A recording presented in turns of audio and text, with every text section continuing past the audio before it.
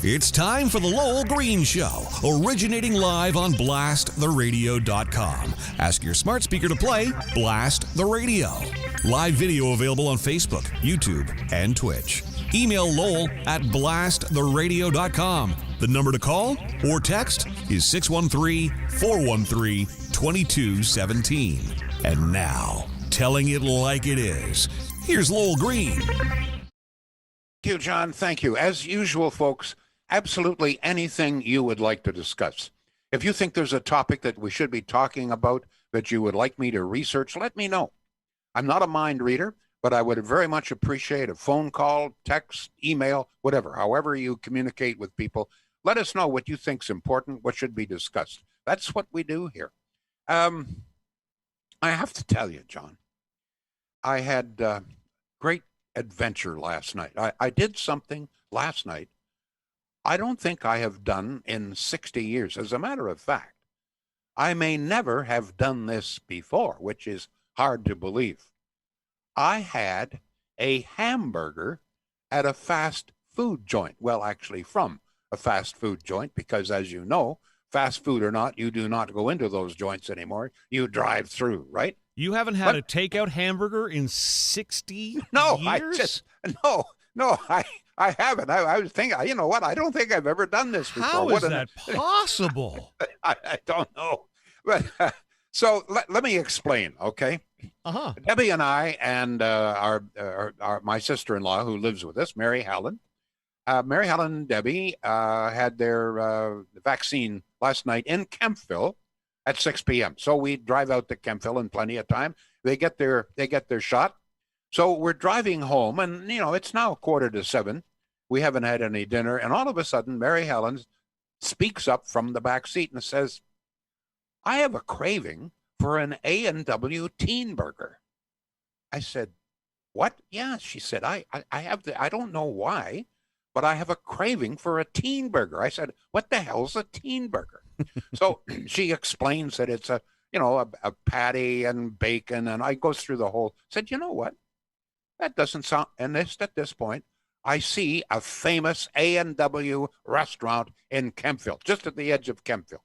So we wind our way through, and it's very difficult. There's all sorts of, mazes you've got to go through. So finally we get there, and we order 2 teen burger combos, okay? Combo comes with root beer, great big thing of root beer, and, of course, chips. So 2 teen burger combos, no onions, please. I want to tell you, the reason we only ordered 2 is Debbie announces very emphatically that there is no way she would be caught dead eating anything from a fast food restaurant. So that was that. So Mary, Debbie. And when Debbie says something emphatically, she is emphatic, believe me. I am aware, yes. Yeah. So there is Mary Helen and I with these teen burgers. And do you know something? It was delicious. Oh, yeah. I mean, you've got a fat meat patty, beef, okay, grass-fed beef. You've got, bacon? You've got lettuce, tomato, all kinds of ketchup. Mary Helen ordered double mayo, et cetera, et cetera. It was delicious. I don't know why I haven't ordered one of these a long time ago. I have no idea what's in a Baba burger or a Papa burger. But talking about grass-fed, I have to tell you, this brings me to another issue here, this business of grass-fed. You've seen the commercials, I'm sure, right, John? Oh, yeah. Grass-fed beef, guy's very convincing, a very nice guy. Yep. Grass-fed beef, yeah. Oh, wait a minute. These are cows, right? Steers. These are like cattle, right? I see where you're going. Yes. Bovines. Uh-huh. Okay, well, that's what they eat is grass. Yep. What would you expect the cow to eat? Pizza? A&W. Fish and chips? A&W. A little bit of chocolate now and then? No. Cows, those of the bovine species, eat grass. Now, admit it, if you're in a northern clime, and we certainly are here, you may want hay in the wintertime, right? But hay is just dried grass, right? Now, I'd be very, very surprised if some of these former hamburgers, before they were hamburger, didn't have some grain. I would think that in order to fatten up a steer, you pretty well have to feed it grain. But I suppose the argument is that grain is just what, the seed from grass, right? But a lot of people, what this does is illustrate how little a lot of people know about where our food comes from. Because apparently for a lot of people, this is really, this is something very new, novel. Grass-fed beef. We're feeding beef grass. Yeah. That's why they have 4 stomachs. Cattle have 4 stomachs. Really? Oh, yeah. They're ruminants. They have 4 stomachs in order to deal with the grass. They first the cow. I don't know why I'm giving you a lesson in this, but I will anyway. Cow eats the grass. Pretty rough, okay? You would have you ever eaten grass? It's not the most tasty thing. But for cows, it's tasty. This is what, excuse me, this is what cows eat. Goes into the stomach, pretty raw, okay? So one of the stomach processes, and so by the time it's got the 4 stomachs, they regurgitate, they chew, they lie down, and they're chewing away, chewing their cud. They're just, what they're doing is just re-chewing the grass to get more nutrients, because there's not many nutrients in grass. I don't know if you've ever tried. So I just thought I would pass that along, folks. Yep, they'd be grass-fed, all right, because that's what cows eat, And by the way, while I'm on this, I have to talk about, I'm not sure what company it was that was always advertising it's Angus beef. I'm not sure if that was A&W, Angus beef. Well, I'm a little suspicious of that because Angus are black. And if you drive around the countryside, you don't see very many all black cattle. Okay, you see the odd herd, but not many. They're mostly Charolais, which are white, Simmental, which are pretty well white. So I think maybe they were stretching things a little bit with the Angus beef. But grass-fed, yep, you bet your sweet bippy, it's grass-fed, folks, because that's what cows eat. Oh, my goodness. By the way, the hamburger, the teen burger, was so good that I have ordered up what I describe as a carp burger for lunch today. I'm going to have 2 patties, and I gave explicit instructions to Deborah not to squeeze them. She loves to squeeze the fat out of them. Yeah, don't do that. No. No, you see, Debbie, can you hear it, John? He says, don't do that. She loves to take the thing and squash it. No. So she's promised. It took a lot because it's instinctive with her, but it took a lot, and she's agreed not to squeeze the patties. So we're going to have 2 patties. I'm not going to have bacon this time. She refuses to put bacon on it, but everything else pretty well. So that's what I'm going to have at 2:30. I can't wait. A special carp burger. Carp burger. I love it. Oh, what an adventure. I can't believe you have not had a fast food and the A&W, I must tell you that the A&W, like, what am I right here, was the glass is about 4 feet tall. Yep. And I think it's only $1 or something for this tall glass of root beer. Hell of a deal. Yeah. Now, I need a little help. I understand you have a neighbor who is an arborist who understands trees and trees diseases and so forth, right? Yeah. If you can contact him on my behalf, we have a beautiful tree just outside the house here. It's got to be 30, maybe 40 feet tall. It's huge. It's like a giant Christmas tree. It's so well developed. So in the fall, it looked fine. It's a spruce. In the winter, it looked fine, whatever we could see. I'm out on the deck this morning. I look up. The whole top of this tree is dead. Looks like it's dead. The needles are all gone. Oh no! So I would think, I suspect, spruce budworm. So I just want to alert listeners. I believe, have spruce budworm in this area. Now, it's been a terrible plague, as you know, on the West Coast, the forests there, and to a degree on the East Coast. So apparently we now have spruce budworm around here.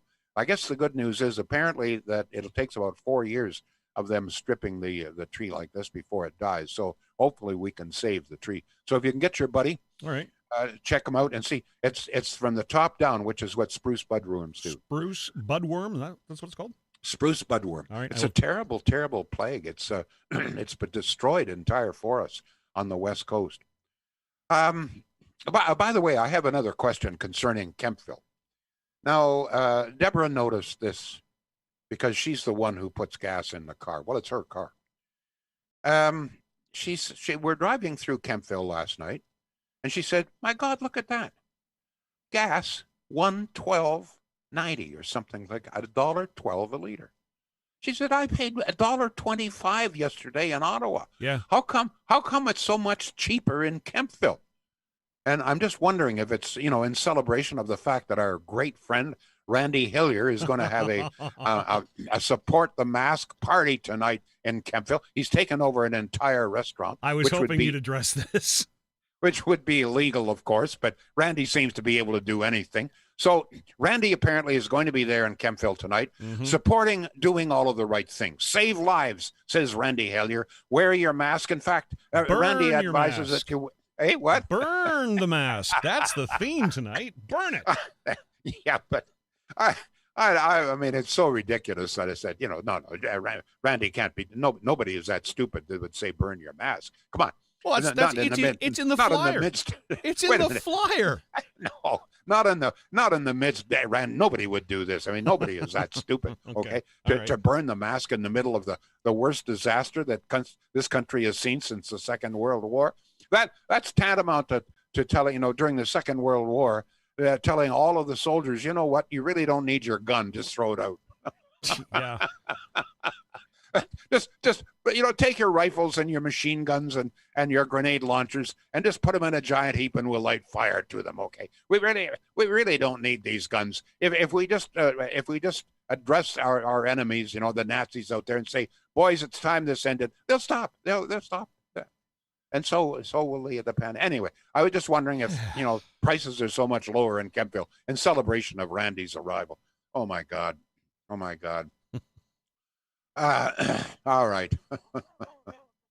By the way, you're wondering if there's comments? They all have they're all renaming your burger. They're all telling you where to go for your next burger. This is pretty much what the show is boiled down to today, Lowell Green. By the way, this idea that somehow we're in the middle of a pandemic and more than almost 25,000 people have died. And we're in worse shape now than they are in any other country in the Western world. Forget that. That's not true. None of that is true. We're fine and dandy. I mean, ask the Prime Minister. You know what the number one concern in the public service is right now? It's not, how to get needles into people's arms, how to get more vaccines. Why would we need more vaccines? Nothing like that. The number one problem in the federal public service is racism. Right now, the federal government, Trudeau, has launched a major campaign, a re-education program in the public service to fight racism, and in particular, white supremacy. Now, I am particularly guilty here because I've always had blonde hair. I don't dye it. And I have blue eyes. That's just the way God made me, or nature, or, having evolved from whatever you believe. So I am really white. And I don't feel like apologizing for it. I'm sorry. I'm sorry that I don't feel sorry, but I'm sorry. What am I saying here? Anyway, so I am a real target. Okay, I'm one of those white guys, really, really white. So that's the big thing. Oh yeah, and the other thing, of course, that's a real concern in the federal government: racism and global warming. I mean, forget the pandemic. What's COVID? It's nothing. Oh my God! In the midst of the worst crisis we have faced, and this is true since the Second World War, Trudeau has public servants now taking courses in racism, not at how to organize a needle party, but racism. According to Trudeau, we are a nation of racists and white supremacists.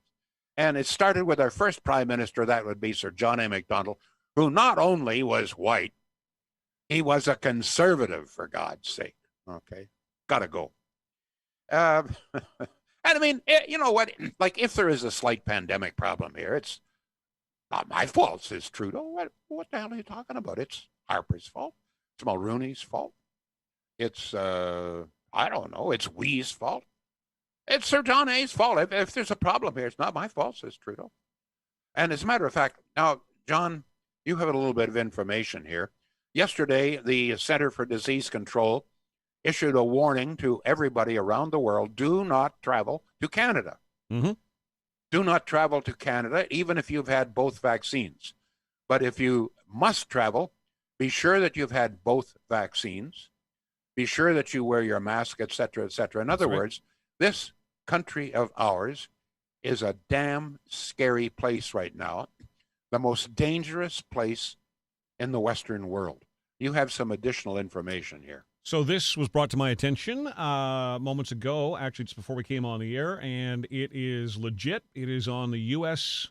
Embassy website, usembassy.gov. All airline passengers from Canada to the United States, ages 2 years and older, must provide a negative COVID-19 viral test taken within 3 calendar days of travel. Alternatively, travelers to the U.S. from Canada may provide documentation from a licensed healthcare provider of having recovered from COVID-19 in the last 90 days preceding travel. Check the CDC website for additional information and frequently asked questions. I will put that link right now on the Facebook feed. Good. So, folks, the world essentially is warning us that this country is in big trouble. The World Health Association is saying do not travel here, even if you've had both vaccinations. The U.S. government is warning people that if you're going to travel from Canada here, we're going to have to make bloody sure you don't have this, even if you've had both vaccines. Very few Canadians have had both vaccines. So despite what a lot of people say, including Randy Hillier, we have a problem here. Okay, now let me just go through. I know that you're sick of talking about this, but just before I go into some details here that just scare the pants right off me and should be scaring the pants off you, whether you're male or female, I have to talk about good friends of mine up there in Pakenham. Now, I'm sorry to see that the Pakenham General Store, I think one of the most interesting stores anywhere, is up for sale. Apparently, they still have not sold. I'm really sorry. I'm not sure what's going on there. I know that the store has been doing very, very well, but essentially they're almost right next door to Shields. But Shields is in business and they're doing good business. One of the reasons that Shields does such good business is that they have been established in the Ottawa Valley since 1947. They are extremely reputable. And as I've said this before, you don't last in the Ottawa Valley if you're not good. Not only do you provide good service, you provide good prices, but you provide very friendly people. And that's what you're going to find at Shields. It's in all probability, 99% sure, whatever you want in the way of appliances, they will have in stock. They can have it in your kitchen, your living room, whatever it is, within a day or 2, 3 at the most. And the prices are very, very competitive. Shields.ca. And almost every day, John, I'm getting emails now.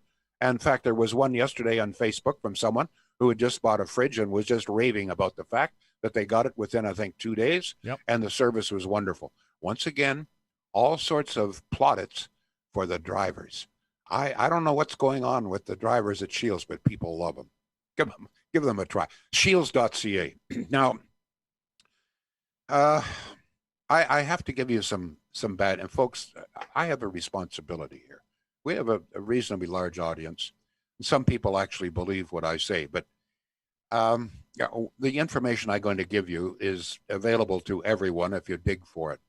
It is available. It's available from Data Canada. I'll give you the full source in just a moment. Let me just give it to you now, okay?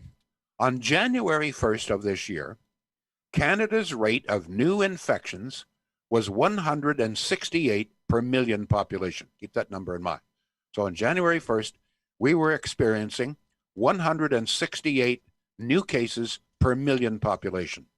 That compared very, very well with the American rate, which was 595 cases per million, and an unbelievable 677 cases in the UK. So on January 1st, we were doing really well, and Trudeau was loud in his boasts. Those figures have changed drastically, folks, and it's not good news. In Canada, as of this past Tuesday, the infection rate in Canada had climbed to 182 new cases per million. So it's a slight increase, but incredibly, listen to this. You don't think vaccines work? In the UK, the rate there has dropped from 677 new cases per million to just 49 per million, almost wiped out. From 677 on January 1st to just 49 2 days ago per million. The American rate has declined from 595 per million, just to a point now, to 195. So the U.S. rate has dropped from 595 to 195, just slightly ahead of Canada. Don't forget Canada's rate now is 182 per million. The United States has dropped to 195. And they say that in the next 2 days, perhaps as soon as today or tomorrow, the Canadian rate of new infections per million will rise well above the American rate. Furthermore, while the infection rates in both the UK and the US are falling drastically, as we have pointed out, Canada's rate continues to increase drastically. Every single day, our rate goes up. So you ask, what's the reason? Pretty easy to see. Just believe the mathematics, believe the science that's there, okay? It's easy.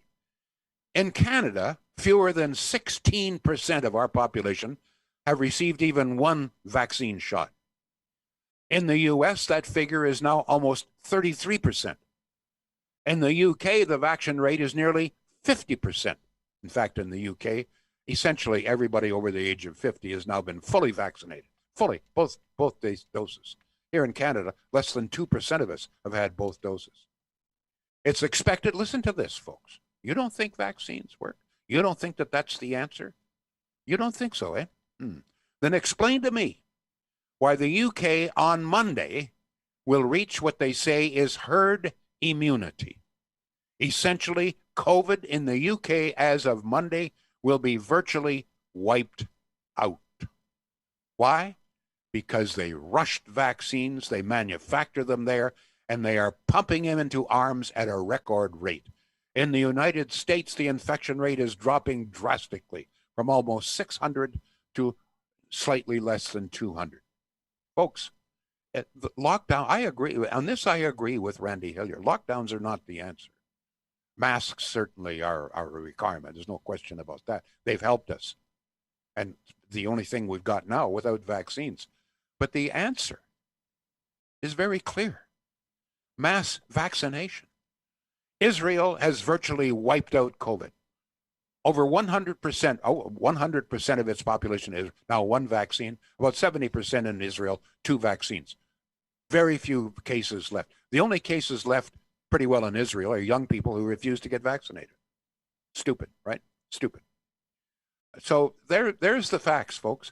The facts are, forget your lockdowns. They've helped us until now, but obviously that's not the answer. The answer is get as many people vaccinated as possible. And there's only one guy that's responsible for not being able to do that. His name is Justin Trudeau. He had one job, and he screwed it up. Simple as that.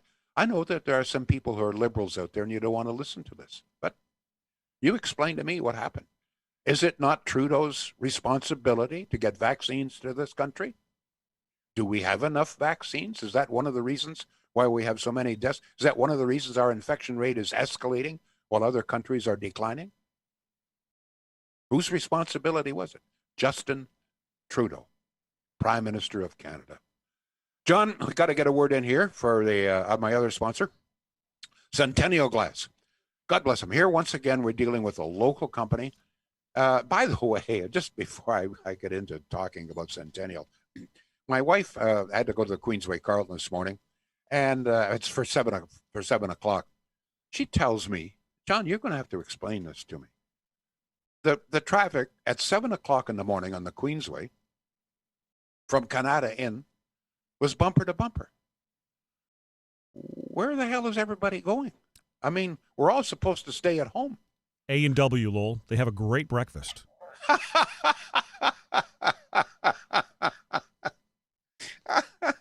She was absolutely shocked. She came home today and said, shaking her head and said, where's everybody going? 7 o'clock in the morning. It's bumper to bumper. Stores are supposed to be closed. You were telling me some unfortunate stories about customers being abusive, John. Already. I mean, it took hours for it to start. I got a friend of mine who works at Walmart, and she's had several run-ins. One of the ones that she talked about was a guy came into the store today, angry, calling her every name in the book because she could not, and it's not her fault, she could not sell him a measuring cup. I mean, you were warned. You were warned. Essentials only, groceries only. But there he is, angry, pissed off, calling her every name in the book. Yeah, and I've heard similar stories, and many of the restaurants were getting much the same kind of a story. I don't know. There are still some really, really ignorant. I'm not even calling them stupid. They're just ignorant, rude people out there. I think in some ways, evil people. I mean, anybody that would pick on a clerk or a waitress, and who is only doing their job, these are not very nice people. These are lowbrow. Anyway, I just don't understand that kind Neither of. do I. I mean, these people, they're not in the boardroom when these decisions are made, and they're just following orders that the government put in place yesterday at 3 o'clock in the afternoon. Now, one of the things too that I find very surprising is that up until now, a lot of people were complaining that you could go into Costco or Walmart or whatever, and you could buy virtually anything, books, flowers, etc. We've talked about this. Whereas the little bookstore, the little flower shop, he couldn't. So finally, and I mean, I have been urging the premier to do this. I'm not alone. Finally, they say no, and you come into Costco, you come into Wilco, etc., or whatever, Walmart. You know where I am Wilco. with Wilco, yeah. That's bad. Anyway, so now, no, you can only buy, essential good, food and medicines. That's it. So now people are complaining about that. People were complaining that you could go into to Walmart. God, I got Wilco in the mind. You could go into Walmart and buy a book of flowers. Now you can't do that, and people are complaining about that.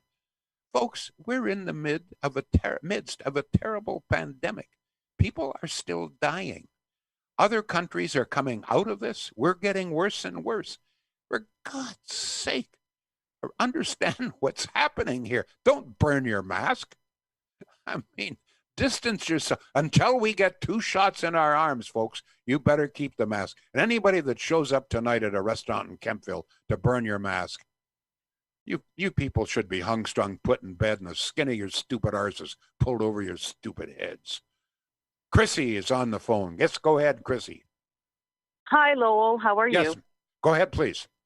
Good. I don't get it. My neighbor wants to go to Mooney's Bay this weekend or on Saturday. Like, we're going to have people out at the beaches and the circles we had last year. Like, people don't get it. They don't want to stay home. They want to get out because of this nice weather.